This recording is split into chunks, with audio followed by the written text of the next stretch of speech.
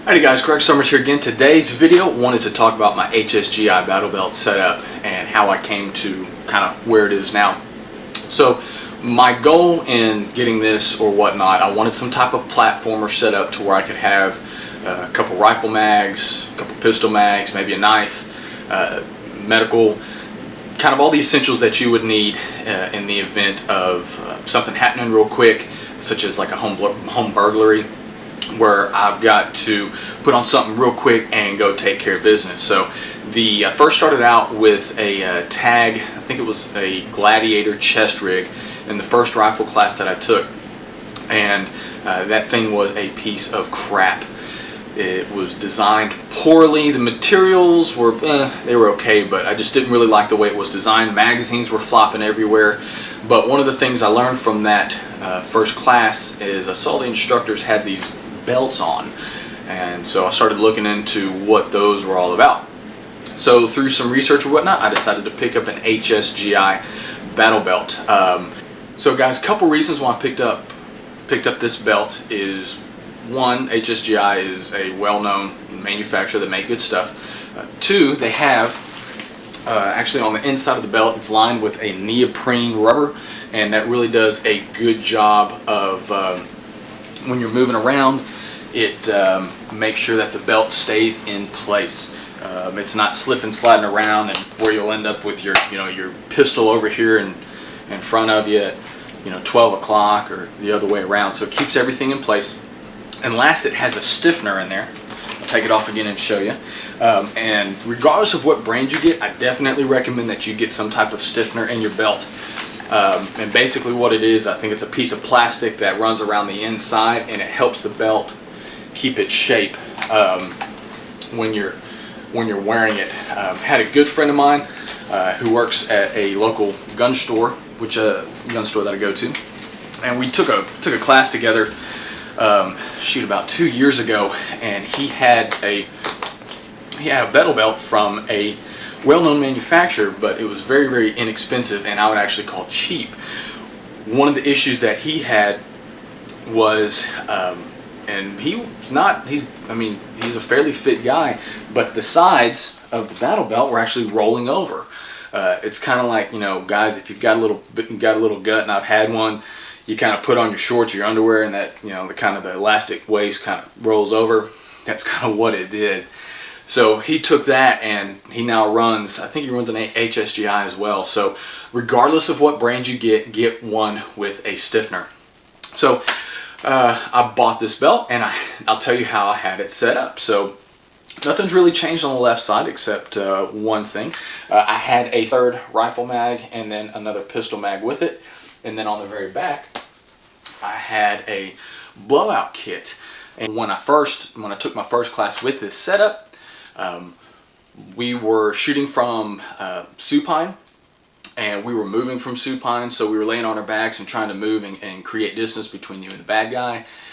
And I learned that in that situation, and kind of throughout the day, or the 2 days we were there, I did not want anything on my back. That was kind of a bad deal. From that experience, I decided I wanted to try to keep my back as free of clutter as I could.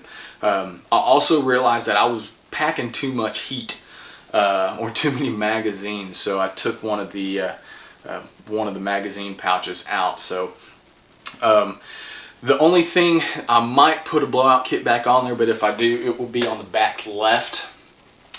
Two reasons. One, like I said, I wanted to keep my back clear. And why not put it on my right? And I'll tell you why. If I'm ever in a situation where I need to use it and I'm shooting and something happens where I'm injured, I can use my left hand, grab that blowout kit and use its contents and do what I need to do while I can still fight and have my primary hand on my gun. So that's why, regardless of if it's a chest rig or a plate carrier or belt, I usually like to keep my blowout kits on my left side.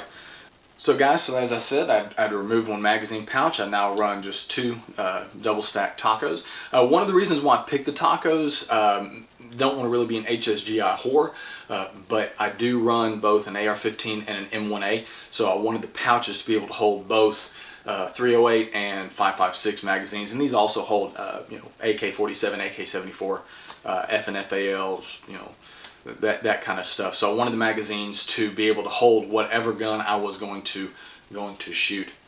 So so far this setup has been great. I haven't changed it in probably about 2 years. I've run multiple classes with it. I wear it all day long. Very, very comfortable, easy to take on, easy to take off.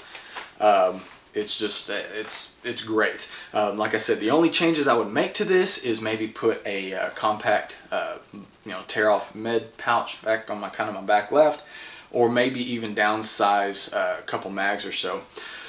But so that being said, let me go to how I have it set up now and why I have it. So as I said, I've got my 2 mag pouches. I've got my KaBar TDI knife right here. I can grab with both hands. Cool things about knives is they don't run out of bullets. On my right side, since I did take my blowout kit, I did add a tourniquet up here. So I've got a cat tourniquet. I do have an extra pistol mag on my right side, and the reason I have one on my right side, in addition to what I have on my left, kind of the same concept of if I'm injured or this hand gets shot, I can do a single-handed reload much easier by pulling a magazine from my right side, inserting and tap and rack and get back into the game versus trying to reach across. I think I touched on that on my appendix carry video, but makes it much easier to do single-handed reloads.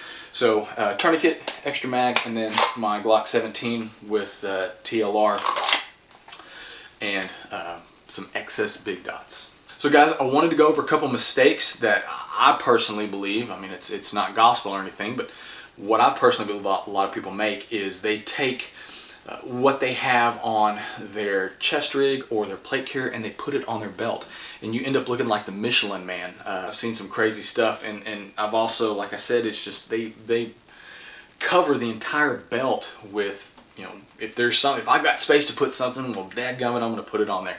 And I think that's kind of, I don't necessarily think that's the best way to go about it. You got to understand what the concept of your setup is, and for me it's something, as I said at the beginning of the video, something I can put on quick that has a little bit of everything that I would need to get through a situation, like I said, a home invasion or something like that. So anyway guys, I hope this video is helpful. If you're in the market for a chest rig or a plate carrier, and I have nothing against chest rigs, there's some good ones out there. The problem was I ended up buying a piece of crap to begin with, and that kind of ruined me from the start. I do have some that I use in conjunction with this, but this is typically the first thing I put on. Guys, I'm hoping from what I've showed you today, hopefully it'll maybe save you some time. Hopefully it'll save you some money.